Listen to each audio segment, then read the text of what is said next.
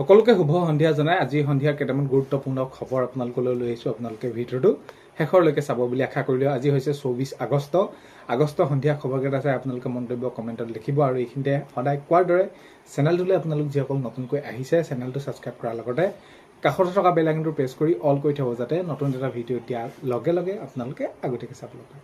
যদি ভিডিঅ'টো চাই ভাল পায় লাইক এটা কৰি দিব আৰু শ্বেয়াৰ কৰি দিব বুলি আশা কৰিলোঁ।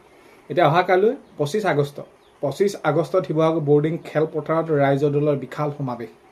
অখিল গগৈ ডাঙৰীয়াই ঘোষণা কৰিছে। অখিল গগৈ ডাঙৰীয়াই এইবাবে এই সমাৱেশ আয়োজন কৰিছে যে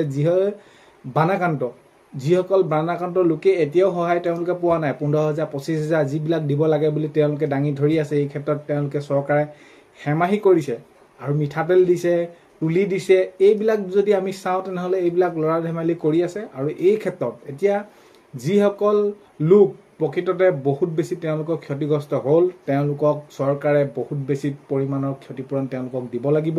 আৰু এই ক্ষেত্ৰতে এতিয়া অহাকালৈ বিশাল গণসমাৱেশ সেইখিনি আয়োজন কৰা দেখা গৈছে। তেতিয়া কাইলৈ এই বিষয়টোৰ ওপৰত সমাৱেশ হ'ব আৰু কি আলোচনা হয় সেইটো এতিয়া আমি কাইলৈহে গম পাম। এতিয়া কথাটো হ'ল কি, মুঠৰ ওপৰত অখিল গগৈ ডাঙৰীয়াই এইটো কৈছে যে সকলোৱে পাব লাগিব। নাজিৰা চৌদিশে এতিয়া সুলভ হৈ পৰিছে হৃদয় বিদাৰক দৃশ্য। সুলভ আপোনালোকে গ'লে হ'ল, তাতে দেখিবই। বানপানী শেষ হৈ গ'ল। বানপানী শেষ হৈ যোৱাৰ পাছত যিটো পৰিস্থিতি আমি কৈছোঁৱে যে কল্পনা কৰিছিলোঁ কেনেকুৱা ধৰণৰ পৰিস্থিতি এটা হ'ব চাৰিওফালে, তো এতিয়া আমি যদি চাওঁ তেনেহ'লে এতিয়া নাজিৰাৰ চৌদিশে এতিয়া সুলভ হৃদয় বিদাৰক দৃশ্য। কাৰোবাৰ ঘৰ নাই, কাৰোবাৰ কোনোবা টিং দুখন আছে, ক'ৰবাত থাকিবলৈ শুবলৈ জেগাই নাই, ঘৰৰ ভিতৰৰ বস্তু একোৱেই নাই, সকলোখিনি তেওঁলোকে 20 বছৰ পিছ পৰি গৈছে। তেওঁলোকে একেবাৰে শূন্যৰ পৰা তেওঁলোকে আৰম্ভ কৰিব লাগিব।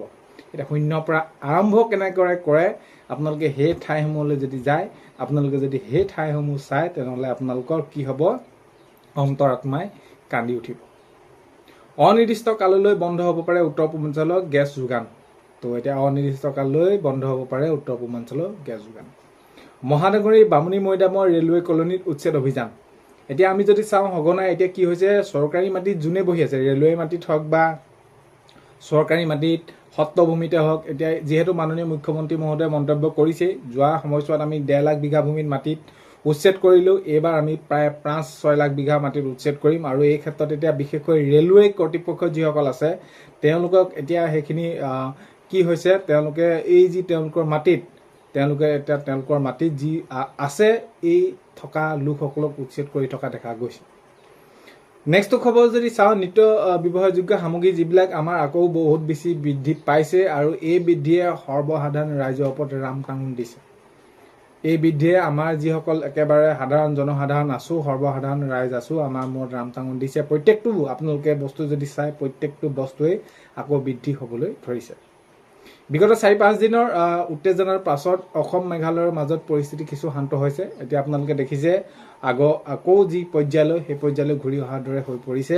তথাপিতো এই যি মীমাংসা, এই যি তেওঁলোকে আলোচনা হ'ল, আটাইতকৈ এই যি ক্ষতিগ্ৰস্ত যিসকল তেওঁলোকে চালক আছিলে তেওঁলোকক সেইখিনি দিয়া যিহেতু মেঘালয় চৰকাৰে ক'লে, এতিয়া আগৰ দৰে শান্ত হৈছে। তথাপিতো আমি ক'ব নোৱাৰোঁ যে একেবাৰে সম্পূৰ্ণৰূপে হৈছে। তথাপিতো এতিয়া আমি এইকেইদিনত শান্ত হৈছে। 4-5 দিনত যিটো হৈ আছিলে অলপমান শান্ত হোৱা দেখা গৈছে। নেক্সটটো ক'ব যদি চাওঁ, তিনিচুকীয়াৰ বাগজানত পুনৰ আতংকময় পৰিৱেশ, পাইপলাইনৰ পৰা অহৰহ নিৰ্গত গেছ।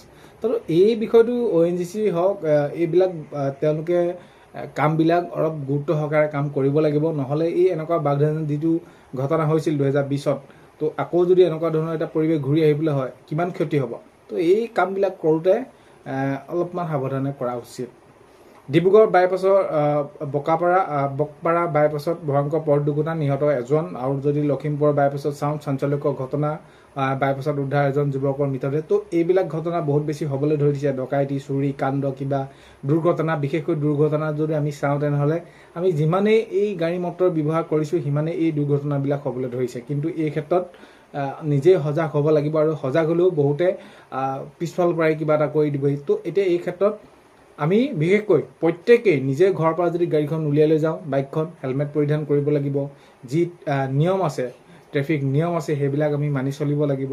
4চকীয়া গাড়ীখন লৈ আছোঁ, ছিট বেল্ট নলগাকৈ লৈ গৈছোঁ, তো তেনেকুৱা ধৰণৰ নহয়। এইবিলাক যদি আমি সাৱধান অৱলম্বন কৰোঁ তেনেহ'লে নিশ্চয় এই ঘটনাবিলাক কি হ'ব, কমিব। দিখৌৰ খহনীয়াই ভাবুকি কঢ়িয়াইছে ঐতিহাসিক গৰখীয়া দললৈ। এতিয়া যিহেতু বানপানী শেষ হৈ গ'ল, বানপানী শেষ হৈ যোৱাৰ পাছত শুকাইছে, আকৌ বৰষুণ দিছে, তো এতিয়া খহনীয়া হ'বলৈ ধৰিছে। আধাৰ কাৰ্ডখন আপোনালোকে যদি কিবা ভুল হৈছে অতি সোনকালে এইখিনি আপোনালোকে এতিয়া গম পাইছে, আপডেট আপোনালোকে এইখিনি হৈ আছে এতিয়া, অতি সোনকালে আপোনালোকে এইখিনি কি কৰি ল'ব, ঠিক কৰি ল'ব। ভোটাৰ কাৰ্ডৰ সলনি সেইখিনি আপোনালোকে শুধৰণি কৰি ল'ব। ভোটাৰ কাৰ্ডৰ কিবা ঠিকনা আছে, নাম ভুল হৈছে, সেইখিনি শুধৰণি আপোনালোকে কৰি ল'ব। এবাৰ মেৰাপানী নাগালেণ্ডৰ তাণ্ডৱ, মাটিক লৈ নেঘেৰিবিং গাঁও, নেঘেৰিবিল গাঁও লৈ পিনি তেওঁলোকে সেইখিনি কৈছে যে এইখিনি আমাৰ গাঁও, এইকেইটাত কোনো ধৰণৰ চেঞ্চাছ নচলিব, ইত্যাদি ইত্যাদি এনেকুৱা ধৰণৰ কিছুমান কথা চলি আছে। কংগ্ৰেছত চলি আছে নিলম্বন আৰু বহিষ্কাৰ পৰ্ব। এতিয়া আপোনালোকে গমে পাইছে কি পৰ্যায়ত এনেকুৱা ধৰণৰ হৈ আছে। চৰকাৰী ঘৰ দিয়া হ'ব অতি সোনকালে। চৰকাৰী ঘৰৰ ক্ষেত্ৰত আপোনালোকে বহুতে কমেণ্ট সুধি আছিলে চৰকাৰী ঘৰ কি হ'ব। চৰকাৰী ঘৰ অতি সোনকালে দিয়া হ'ব, সেইটো কথা আপোনালোকে গম পাইছে।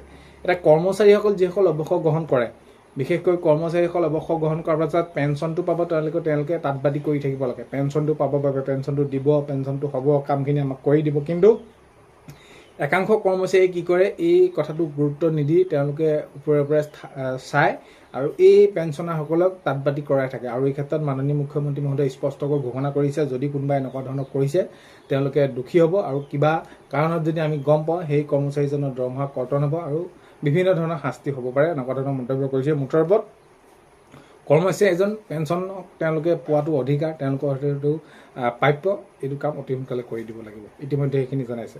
ৰেচন কাৰ্ড নাই যদি আপোনালোকে অতি সোনকালে ৰেচন কাৰ্ডখন আবেদন কৰি ল'ব। অৰুণোদয় আঁচনি টকা আপোনালোকে অহা মাহত আপোনালোকে ছেপ্টেম্বৰ মাহত এতিয়া অতি সোনকালে পাবলৈ গৈ আছে, যিসকল মহিলাই পোৱা নাই, আৰু আগন্তুক সময়ত নতুন প্ৰপত্ৰও ওলাব। PM কিষাণৰ ক্ষেত্ৰত বহুতে সুধি আছিলে কেতিয়ালৈ দিব। PM কিষাণৰ এতিয়া কোনো ধৰণৰ দিয়াৰ সম্ভাৱনা নাই, আপোনালোকে জানে, সেইটো অক্টোবৰ মানতহে আপোনালোকৰ হ'বগৈ। আৰু এটা কথা মন কৰিব, আপোনালোকে PM কিষাণৰ যদি আপোনালোকে নিজৰ মাটি আপোনালোকৰ নামত হৈছে, তেনেহ'লে আপোনালোকে সেইটো আবেদন কৰি ল'ব পাৰিব। তো আজি 24 আগষ্ট সন্ধিয়া খবৰ এইকেইটাই আপোনালোকক জনালোঁ। ভিডিঅ'টো শেষলৈকে চোৱাৰ বাবে ধন্যবাদ। আজিলৈ ইমানেই, অন্য এটা ভিডিঅ'তে লগ পোৱাৰ আশাৰে বাই।